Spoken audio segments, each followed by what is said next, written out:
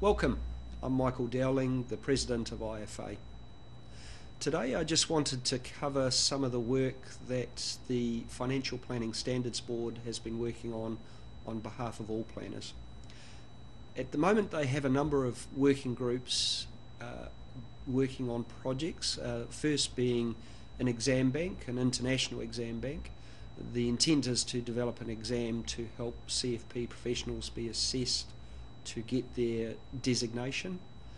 This is likely to have a component which we will develop of New Zealand-based questions, but internationally we're going to share some questions that are generic to all countries and create efficiency out of that. Another project that they're working on is cross-border recognition, and this looks at the different processes of gaining your qualification or designation and aligning those internationally so that qualifications earned in different territories are interchangeable and we understand what standard every territory is testing to.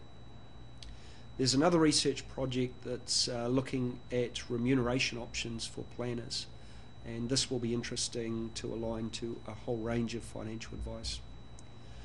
The one I wanted to touch on today was the Comparative firm research project that was delivered to us early this year, and just some of the interesting statistics that came out of it and my reflection on some of that.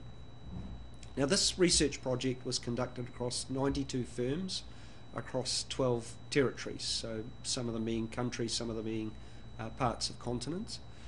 It involved companies employing over 120,000 financial planners, and 11,500 of those were CFP professionals.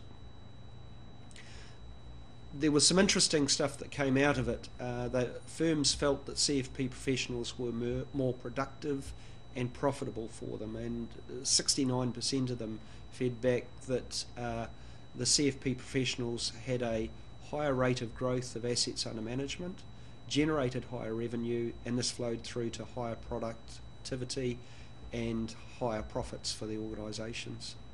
That's certainly an interesting aspect when we consider how focused businesses are on the productive and profitable nature of all their employees.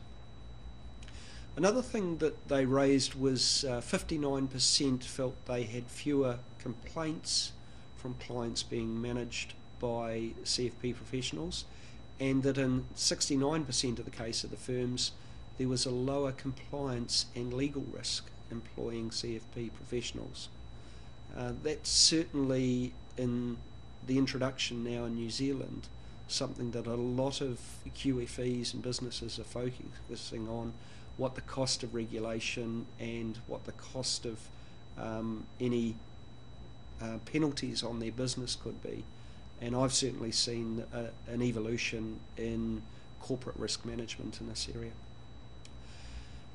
The firms, 78% of the firms felt they're likely to increase the number of people with CFP qualification, and they said 76% of firms indicated employing a CFP professional led to increased client retention, and 79% of them said they were happy to contribute financially to advisors gaining the CFP certification. And I thought that's quite interesting that they are obviously starting to value that qualification and assist advisors in moving up through the ranks to get it.